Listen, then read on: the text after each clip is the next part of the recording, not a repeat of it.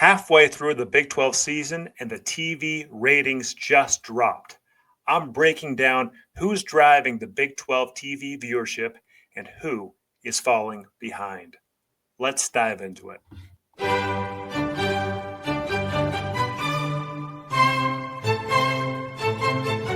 And today on the docket, we're going to be breaking out some TV figure numbers for the Big 12 Conference. We have essentially half year of numbers for the Big 12 schools. We're going to compare those and stack rank them amongst all Big 12 schools, 1 through 16. And we're also going to look at the 4-year average viewership per each team to see which team's hot, which team's not, trending up, down. And guys, this has realignment impacts too. You want big time viewership to get more realignment juice in the future. So let's jump into it right now. There's 4 tiers of Big 12 viewership for 2025 so far through the first 6 weeks. And we're going to start with tier 4. Tier 4, number 16, UCF Knights. UCF has had a pretty ho-hum viewership experience for the first half of 2025. If you look at their numbers, they had a bye week in week 0, and then they posted big fat zeros in week 1 and 2 because they were on ESPN+. All games that are not Nielsen rated get a big fat 0 because nobody's watching. You have to have an app to watch them, and the viewership numbers are so poor that they're not even Nielsen rated. So in WildUte's universe, that gets you a 0 because you get no exposure. But UCF, they played on ESPN Plus a lot. They had a bye week in week 3 and week 4. They played at UNC. Bill Belichick, they pounded Bill Belichick, got a nice 2 million rating, and then some more ho-hum ratings week 5 and 6 for a average per game rating of around 590,000 viewers per game. And that gets them straight in the 16th spot. Moving up the chain here to number 15, the Arizona Wildcats.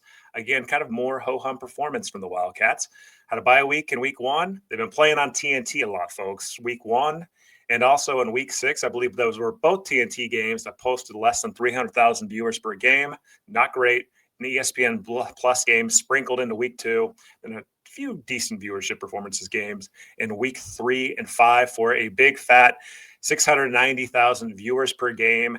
And let's compare that actually to their 4-year average. So if you're looking back for 4 years from 2021 through 2024, Arizona was posting about 540,000 viewers per game. This 690,000 is actually up. It's actually an improvement over their 4-year average, which is a good trend for the Wildcats, but it's still low compared to the Big 12. Very low, obviously, in the 15th spot. Moving on to the KU Jayhawks. KU is a little bit of a perplexing one. They don't historically get great viewership in football. In basketball, fantastic viewership. In football, pretty ho-hum. In 14th position, why? Well, in week 0, they had a game versus Fresno State that posted a nice 1.6 million views per game, but then they played on ESPN Plus and got a fat 0. Week 3 posted a good number, but then really since week 4 through 6, less than 1 million viewers per game. Not great.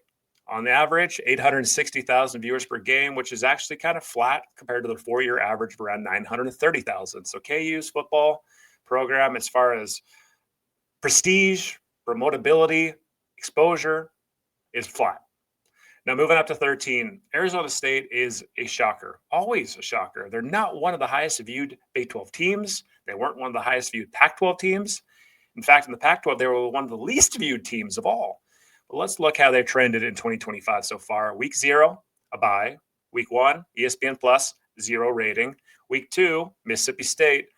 Game was on ESPN2 and got less than 1 million viewers. Not great. Pretty good, I guess, for an ESPN2 game, but still not great exposure. Week 3, low. Week 4 had a nice boost versus Baylor. Week 4, 1.6 million. And then week 5, 1.6 million again versus TCU, then a bye week. So if you add all that together, you're looking at about 880,000 viewers per game. And that against the 4-year average of about 590,000 is actually an increase. It's a bump up. Is improved, but still in this new Big 12, it's pretty low. 13th position overall in the Big 12 Conference. So there are the 4 teams in Tier 4. UCF's on the bottom rung, Arizona, Kansas, and then Arizona State. Let's go to Tier 3. Tier 3, the 4 teams that make up Tier 3, Oklahoma State, West Virginia, Cincinnati, and Baylor. All right, Oklahoma State. Have to talk about these guys. Historically, Oklahoma State has been one of the best and biggest draws in the Big 12 Conference, posting a 4-year average viewership per game of around 1.37 million viewers. That's pretty dang good, folks, for the Big 12. We know the struggles that the Polk program has had over the last year and a half with Gundy now gone and how rough the season is going.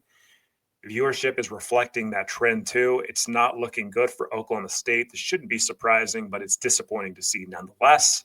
Week 0 had a bye. Week 1, ESPN Plus game. Week 2, game versus Oregon, big-time exposure game with over 2 million viewers and got punched. Week 3, a bye. Week 4, pretty good number. Another loss, though. Then going on, you're seeing the numbers really dip. Less exposure, losing record. It's not going to look good this year for Oklahoma State as far as their TV viewership product. They're averaging around 900,000 viewers per game versus that 4-year average of 1.37. So, look, against the 4-year average, it's down this year. It's going to get worse this year until this thing turns around and they start winning more football games to get in better time spots in the future. So, unfortunately for the Pokes, they're trending down right now. In number 11 position, West Virginia Mountaineers had a bye week in the ESPN Plus game. And they played Ohio on maybe ESPNU. I believe that game was on with a very low rating, what you would expect from an ESPNU game. Then in week 3, they had the Pitt Panthers, and they posted a very solid 1.89 million viewers per that game right there in the backyard brawl. Then followed up KU, around 700,000 week 4. And then Utah, about 1.51 in week 5. And then in week 6, BYU about 1.32. So, look, West Virginia is posting kind of what you'd expect from the Mountaineers. This season's going to be more of a middling season, maybe a below average season for the Mountaineers. But look, their 4-year average is around 900,000 viewers per game. And this year they're posting around 940,000 viewers per game. It's right on target. It's flat. It's good. West Virginia pulls good ratings. If they're good or bad, they've got a high baseline. So I think the West Virginia is showing out pretty good with 940,000 because we're approaching that 1 million mark here. Now moving up, Cincinnati Bearcats, nice boost this year. Cincinnati's playing dang good football. They are in definite title contention for the Big 12 this year. So you'd expect more high exposure games, better time slots for the rest of the year for this number to even get better. But starting out bye week 1, huge exposure game versus Nebraska. Unfortunately, a loss for the Big 12. And then you got a couple ESPN Plus games with 0 ratings. Nobody saw them. Nobody remembers. That's what happens. Don't play freaking games on ESPN Plus, folks. Don't do it. Don't play opponents that get you on ESPN Plus. In week 4, another bye. And then numbers are starting picking up again with the week 6 number of 1.04. That is the game that played versus Iowa State this last week that posted on ESPN Plus a pretty good number, over 1 million views. When you bunch that all together, Cincinnati's at 960,000 viewers per game, largely driven because of the Nebraska game that got massive viewership in week 1. That is much improved over the 4-year average, around 670,000 viewers per game. So Cincinnati's on the up. Expect better viewership down the line, too, because of the team that they've got this year. They're in title contention. It's going to be fun. In the number 9 spot, moving on here, the last of the Tier 3 teams, the Baylor Bears. So Baylor has been very up and down, and that's kind of consistent for the TV product that Baylor brings, like week to week. It's one of the more interesting weekly viewership watches as far as figures go. Week 0 bye week. Week 1 Auburn game, really good viewership on Fox, 2.83 million viewers. Week 2, pretty good showing, 1.13 ESPN Plus game, then another 1.61 versus Arizona State. And then it's been marginal since then. But when you factor all that together, Baylor's averaging around 990,000 viewers per game, basically 1 million. And they're against the 4-year average of 930,000 viewers per game. They're right on target. They're flat. This is what Baylor does. This is consistent for the team and stuff. They'll have some good viewership games and some really poor games. They find themselves on ESPN Plus a lot. But Baylor is right there, typically in the middle of the Big 12, number 9 spot right now. I would expect the rest of the year to look very consistent for this Baylor and probably in the season around 1 million viewers, maybe slightly less. Now we're moving to Tier 2. Okay, so let's look at Tier 2. And you're starting to see here, there's a heat map that we're showing on the screen here. And any game that is approaching 3 million, 4 million, 5, 6 million, it's going to have a little red tint on it just to show you that it's a big number compared to the rest of the Big 12 games. Number 8 in the middle of the Big 12 is the BYU Cougars. Look, BYU is loved by ESPN and loved in the late night 8:30, 8:15 Mountain time slot almost every freaking week. The relationship between ESPN and BYU is strong. ESPN loves airing BYU games. That is a trend I expect to see in the future too. While it's good because it's consistent, there's a high floor, it's harder to get big time viewership games when you're playing late at night. So there's the good and the bad of playing on ESPN platforms primarily. And one thing with these viewership trends that you were seeing here, there's a couple teams that are liked by networks. ESPN loves BYU primarily, but Fox, which we'll talk about, tends to really have a bias towards two teams that are in tier one that we'll speak of. But BYU is the pick for ESPN. Let's look at what they've done. Week 0 bye week. Week 1, ESPN Plus game. Week 2, 1.21 rating. And then if you look in week 5, they played Colorado Buffaloes. Again, ESPN late night game, 2.46 rating. Week 6, another ESPN Friday night late night game versus West Virginia. Posted a decent 1.32 rating for the season average of 1.12 million viewers per game. And that's just really right on where BYU typically is. The 4-year average is 1.06 for the Cougars. So a little bit better, but kind of flat. BYU has a high floor for viewership. It's typically in that 1 million spot, 1 to 1.5 million. But again, ESPN wants these guys. And so expect to see ESPN all the time in those late night, BYU late night TV spots. That's just where they're going to be oftentimes. Number 7, the Kansas State Wildcats. Kansas State was buoyed by a week 0 game versus Iowa State. That was the premier game of the college football world going into week 0. That was the Dublin game. We remember that game. Iowa State pulls it out. Epic game. It was rough on the Cats, though. Posted a 4 million viewership game. This is the first one that we're seeing on this list. And that's a huge number. Anytime that the Big 12 is posting 4 million or above, it's noteworthy, folks. So K-State posts 4 million versus Iowa State. Next week, ESPN Plus game, 0 rating. And then you can see the Cats have been kind of down a little bit. They had a decent rating in week 3 with 1.87 rating. But when you factor it all together, the Cats, K-State Wildcats, are at 1.18 million viewers per game, largely boosted by the week 0 game. We all know that. This number will trend down and decrease for the rest of the year because K-State is having a rough season. They're not going to get as many ideal time spots and exposure opportunities on big-time channels. And evidence of that is that week 6 game versus Baylor. That was a good matchup, but it got put on ESPN Plus and got a big fat 0.00 rating. The Cats will probably end the season less than 1 million viewers per game. But right now, 1.18 million is kind of in line with the 4-year average of 1.01 million for K-State. It's flat. That's what K-State does. Typically pretty consistent. Moving on. Houston Cougars. The Houston Cougars. Wow. This is one of the bigger shocks on this list. Tier 2 at number 6 in the Big 12 as far as TV eyeball exposure, viewers per game. Houston Cougars. Week 0 bye week. Week 1 ESPN Plus. Week 2 ESPN Plus. 0 ratings. Week 3 2.94 million viewers. Week 4 bye week. And then you had a couple other nice games too. That an Oregon State game that got pretty good exposure on a Friday night in week 5. Then that drumming by Texas Tech in week 6 got a decent 1.45 million rating. And it's just been a pretty consistent year for the Houston Cougars exposure-wise. 1.19 million viewers per game for the Houston program is massive. It's massive. If you compare that to the 4-year average leading into the season, which was 380,000 viewers per game, that was last in the Big 12. It is explosively massive. So things are looking real good for the Houston Cougars. If they keep winning football games and getting this type of exposure, this is a program on the rise, growth program. Holy cow. Maybe the biggest surprise so far on the list, outside of Oklahoma State's numbers that have dropped considerably, is the Houston Cougars with 1.19 million per game. Well done. Going up to number 5, and folks, expect Texas Tech to be in Tier 1 very soon here. They're on the edge of Tier 1. But the Texas Tech Red Raiders, perhaps the best team in the Big 12 Conference, perhaps a team that can win a college football playoff game. Yes, they have a roster that freaking talented. The Red Raiders let's look at what's happened with their viewership. Okay. Week 0, bye week. Week 1, ESPN Plus game 0. Week 2, 200,000 viewers, TNT game. Week 3, I believe, was Oregon State.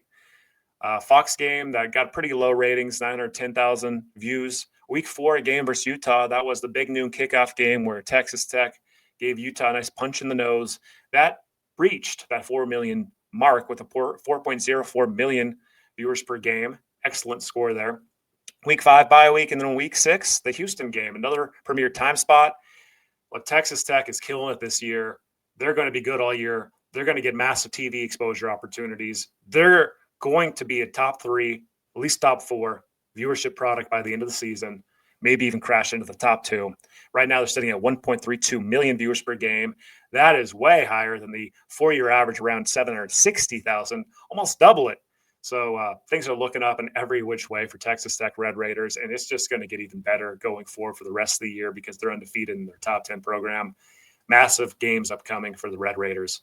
Entering into Tier 1, the last and final tier of the TV viewership analysis here. In the number 4 spot, the Utah Utes.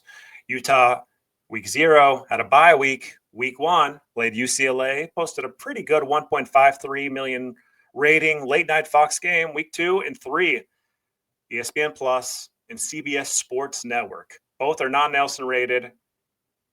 Both get 0 ratings. That week 3 game really irks WildUte because you went to Wyoming and played on CBS Sports Network because that is the broadcast partner for the Mountain West, one of them, and they don't have a Nelson rating, and so you pay the price for it.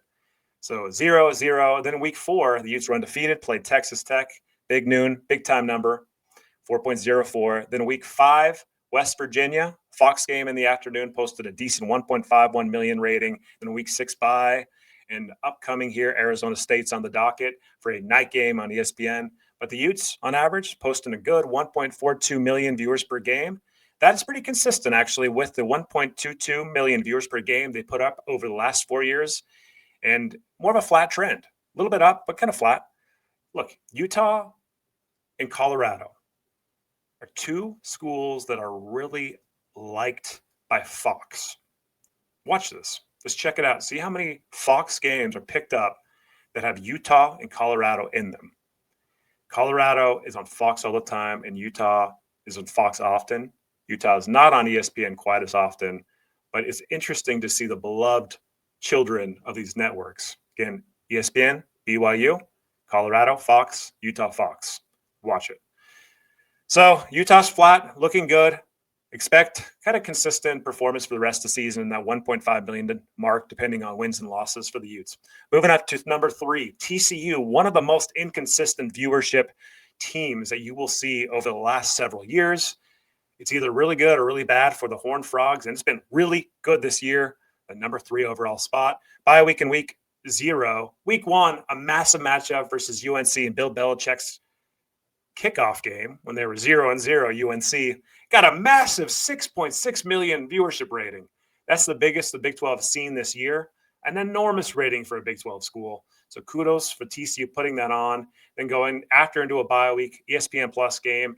And then look, you're starting to see TCU viewership trends improve and stuff. A $660,000